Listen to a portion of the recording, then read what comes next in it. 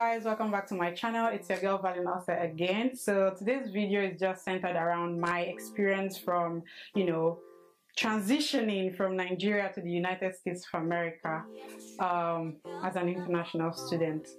Guys, you have to pardon me because I've been filming since morning and it's actually 11:15 p.m. I just filmed a series, like an 11-part series, and I don't know, it's either you're going to see the series before this one or this one before the series, but I think this would be uploaded first, okay?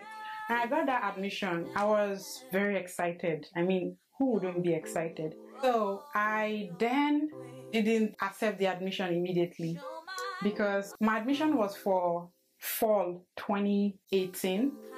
But then I had to defer my admission to spring of 2019 because I didn't have everything ready, all the resources, everything I needed, I didn't have it. So, I mean, it was a dream come true. And so when finally everything was set and all of that, it was now time to, travel, right? But one of the challenges I had was the fact that I couldn't tell those closest to me about this information. Like, I couldn't tell my best friends, two of them, so it was really hard. I mean, if you are a Nigerian or African, I think there's this mentality that when you're traveling like that, I don't know, you don't tell anybody.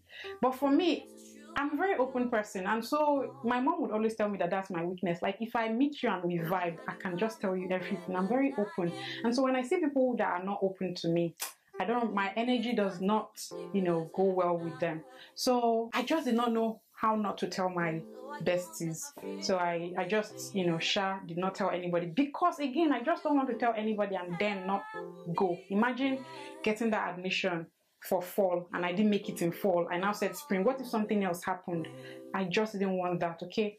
So, but finally, my flight was for the 28th of December 2018 and I went to Lagos. One other thing that was hard for me was because my parents, my mom and my sister didn't go with me. I mean, like, I sort of had an issue with my mom the day I was leaving. Guys, the issue wasn't because it was an issue. It was just an issue where a case of, I was going to miss her. I'm so close to my mom. So it was very hard for me to say goodbye. The only way I knew how to say that goodbye was to just, bring up one issue and just, I left the house. They drove me, and then on the way, I just told them to bring me back, and I just had to make up. I'm like, God, how I started crying. My mom was crying. My sister was crying. My niece was just there playing, and my mom's pastor was there. He now prayed for me, and I left. So at the airport now, I was just, that feeling of, it was then it dawned on me that, every time we just, we want to travel out, we want to travel out. But when you get to that phase, like, it's so lonely. So that day I was just very lonely at the airport, I was carrying on my bags. I had like one big bag for just African prints because I'm a fashion designer. And then I had another bag that had like my food stuff, if not two. I had like 3 extra luggages, guys, and one was like $10. So I was dealing with that. Finally, I was able to get my way in. So as we're about to get on board, I was just crying. I was crying, and then I sent a text to my mom, sent a text to my sister, sent a text to my brother, sent a text to my in-laws, and I sent a text to my elder brother. I was just sending texts. I love you. I'll miss you. Take care of yourself. I was kind of, now. Finally, we left, and throughout the day, because I was running around, I didn't get to eat anything. I felt like maybe I'll get, because my mom used to travel to London, and she'll tell me that they'll give her a bar, sometimes jollof and all of that. So I was expecting, oh, mama, nothing like that. Nothing like that. They were giving me grass and everything. I'm like, what is going on? So finally, I did not eat throughout that journey. When we got to Paris, I didn't eat. I couldn't eat. We got to Houston because that was where we landed. So I have a family in Houston, so I spent my New Year there. So we arrived 28th of December, and I left there on the 2nd of January 2019. And so I arrived Birmingham, Alabama on the 2nd of January to 2019. I think it was about 2 hours flight. And so when I got here, it was winter. Everything was cold. I was very cold. And one thing with me is that my cold is extraordinary. Like I was thinking I had a problem. In fact, I even had to like go to the health center because I felt Nigerians were not good enough. The doctors there, they don't know what they are doing. These people, they will find out something. So they check and I'm like, girl, you're good. So when I got there, like I stayed in the hotel for like a week before I moved into my apartment. So during that week, I was registering for my courses, and yeah, just that it was basically registration. And so the secretary had told me that I needed to email my advisor to send me like courses that I should offer. So when he sent me the list, he sent me 3 courses. The Nigerian in me was like, bros, please, oh, can I take more? And the man was like, no, you can't take more. And I'm like, why? But finally he said I cannot cope with more than 3 courses. So I was like, okay. So I registered for the 3 courses. So the first day of class was just, I think my first day of class was wonderful, was excellent, because the professor I had, oh my God, is a passionate man. And I'm a passionate woman. I'm a passionate lady. So when passion and passion matches, to blow fire. So it was just like, when I just was getting it. He was telling us his story, his background. I was inspired. And I'm like, he's going to be my mentor, and he is my mentor right now. So after we all introduced ourselves and everything, because of course in all the classes they will definitely want you to do that. So after that class, the next class I had was this course, modern cryptography. Even the name itself sounds very conk. So I just don't know. Everything was just different. The first class was okay, but this one, I just don't understand. If he's saying A, I'm hearing Z. What's going on? And these things are very conk. Like the slides alone were over 100 for just the first lecture. In fact, subsequent lectures had over 300 slides, and these things are advanced. I'm a graduate student, so nobody is going to spoon feed you or begin to teach you basics. They just expect that you're on the same level. Even the people in my class, like there's this guy I had to talk to.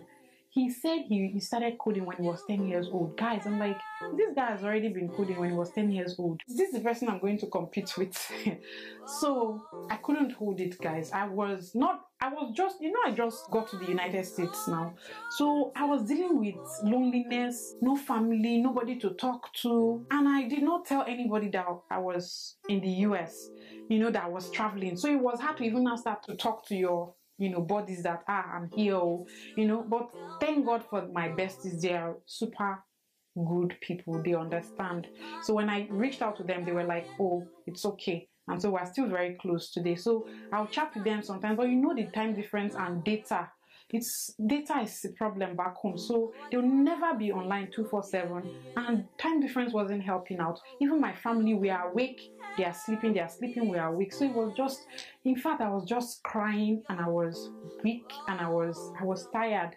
And the courses were, guys, see, and now I understand why my advisor was like, I can't do more than 4 courses, because for each course you have assignments, lab work, homework, written reports and everything. So you don't even have time for yourself. I didn't even have time to adjust. I was busy. It was just too much for me. So in that moment, I just felt like, who sent me come to the Obodo Igbo? I was tired. So I think my biggest challenge that first semester was just that course. So I went to the professor and I told the professor, sir, I'm struggling in your course.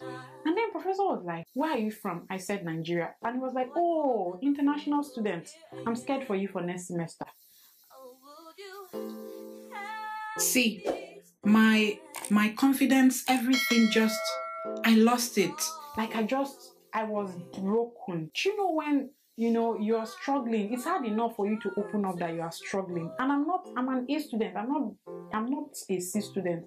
So for me to have even, it was the hardest thing I had to do, because I've never done it in my life. So when I was expecting to be encouraged, and then he was like, So he now suggested that I should go to the international office and tell them that I wanted to withdraw, and it was already past the withdrawal date. I didn't even know there was anything withdrawal date and all those drop dates, all those things, because we don't do it now back home. So people of God, I had to go because it was hard. It was hard. So that night when I got home, I wept. You know when they said in the Bible Jesus wept? I wept. It was then I understood what wept meant, because my phone was soaked. So the next day I went to the international office and I explained to them that, guys, I can't do this. And then they were like, are you sure that there's nothing you can do and all of that? I said, no, there's nothing I can do at this point. I have tried. And so they were like, okay, since it's my first semester, they will allow me, so that I can, drop the course and they would fix it on my I-20. So I was like, okay, fine. But when I was now leaving there, or when I left there, my mind was just echoing, Valine, what are you doing? So you want to give up? What if next semester you encounter another course like this? Would you drop it and it's compulsory? What would you do? So all of these things were just running through my mind, and I'm not the type to give up. So I just made up my mind that I was not going to drop the course, and I was going to face my fears, and I was going to, get it done. So after that, what happened was, there was this event that they organized in school. I think it was off-campus students, whatever, that organized the event. And so it was more like how to plan your spring semester, be something like that. But I shall know that I went there. So when I got there, the lady, the way she was just talking, it was as though she was talking to me. When you don't have anybody to talk to. I was just alone. I didn't know that culture shock was doing me. I did not even know that it was that bad. So I just felt drawn to her. And after the event, I walked up to her and I told her I wanted to speak to her. So she was like, okay, let's go to her office. So when I went to her office and I started talking to her, I just started crying. And you know what she did? She did not say anything. She just allowed me cry. And sometimes it's good to cry, because when you let that emotion out, it frees you up a bit. So she now said, after I explained everything to her, she was like, okay, do you know that there's this resource? Have you spoken to this person? She was just trying to find help. She was just researching online. She was looking for help for me. I just saw like a sister in her. I saw a listener in her. I was just calm. And she was encouraging me and all of those things. So I think before that day in class, they had mentioned that midterm is like next week. People of God, I was thinking midterm break. So I'm like, sorry, wait, you mean midterm break? And then they were like, no, not midterm break. That tests. In Nigeria, midterm is midterm break now. Need to read along. So don't laugh at me, please. But I'm like, I don't know. So finally, I knew I had to buckle up. So it was after that incident that I went for that event and I met that lady and I spoke to her. And the moment I left her office, I just felt this peace in me, this calm in me. And I just walked straight into the library because she was adjacent to the library. And so I read like I'd never read before. And the thing was it was just like God opened up my brain, and everything was just entering and entering and entering and entering like that. And as an international student, your assignments are more, your homeworks are more. So if you are taking classes with like undergrad, they will have maybe like 5 questions. As a graduate student, you'll be given like maybe 2-3 more like that. So I didn't have time for myself, so I was studying. And this man's course, we had like slides over 300 pages, and they are conk. You needed to know them. I wasn't sleeping. And so I went for the midterm. I took the midterm. And guys, when it was time to, get the results, so we went to class, and then he walked in, and then he was like, the results are out, but that one person was the highest, but it's not going to call the person out, that the person scored 96. I know I did well. I knew I was going to pass, but I wasn't expecting to be the highest or anything. So when I walked up to him, he handed over the script to me, and then he said, "You're capable."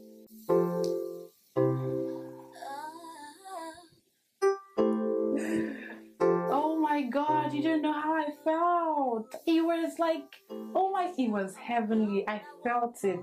My confidence bounced back like on a speed, you know. And then I'm like, yeah, girl, you can do this. Because at that point I was already doubting myself, doubting if I even schooled in Nigeria, doubting if I should even go and tell them that I want to start from 100 level. That's what they call be a freshman. You get, you know. So there and then I'm like, yeah, if I can beat these people, then I've got something, I've got it in me. So I was very excited, you know, and I started picking up. And you know, that semester was just, you know, it was a lot because I was dealing with a lot of things. I was even dealing with roommate crisis, guys. It was too much for me. This whole semester was my worst semester, seriously. My worst semester, because I mean, I felt I was going to be welcomed and all of that, but none of that happened. None of that. And then the code was not friendly. It was not Valin friendly. Guys, when I moved in, I didn't, you know, I got here, I didn't even have a bed sheet, I didn't even have a duvet or a comforter, I didn't have any of those things. So there was this lady I met in the hotel where I lodged for the first week. So she was very nice to me. For some reason, we were just meeting and meeting and meeting. So after we met like the third time, she was like, come, what are you? What are you doing here? And I explained to her. And then she was like, can I pray for you? So guys, she prayed for me. And that was the first person that prayed for me in the United States of America. And I felt very good. So she gave me her phone. She gave me her details, her email, because I didn't have anything. At that time, I didn't have a phone, I didn't have nothing, so I just took her details.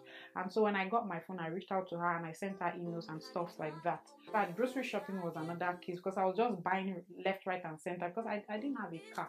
So the person that, you know, took us there, I was like, I don't know when I would see this you know, again, so let me just buy. I was just buying only for me to discover after 1 week this one will expire. And then my ex with me was like, you didn't know, you should check the expiry date before you buy anything and all of that. I'm like, well, you were there, why didn't you tell me? You know, so that happened. The code was massive. That woman called me like that first week. She was like, how are you coping? What's going on? She said she's an angel. And then I opened up to her that I didn't have anything. I didn't have, you know, I didn't have nothing. I'm super cold. This is new. Like it was eating into my skin. And so she said she was going to call a family that would, you know, come give me some of those things. So the one family called me and the man came and bought me a jacket and 4 shoes and gave me $40. No, when I was leaving, it was like, come, God said I should give you $40. So when he gave me that money, me, I don't know, but I believe in, you know, sewing. So that was my first money in the United States of America, like that someone gave to me. So I just gave it to the Lord, and I'm like that. I don't know. I'm just like that. First fruits, tithes, and I'm just like that. So that was it. The code did not even stop because it was hard to even study at night. It was hard to even, you know, I was only at some point my only duty was just to cook. When I get to the house, I start cooking. I was just cooking because I didn't have any friends. I was just alone, and it just felt so different. So it's hard. It's hard though. It's hard. I cried. I keep telling people that I have cried more in the United States than I have cried in all my life. Like, it's no joke, guys. I have cried and cried and cried and cried because there are things that they'll teach you in class that you don't even have an idea.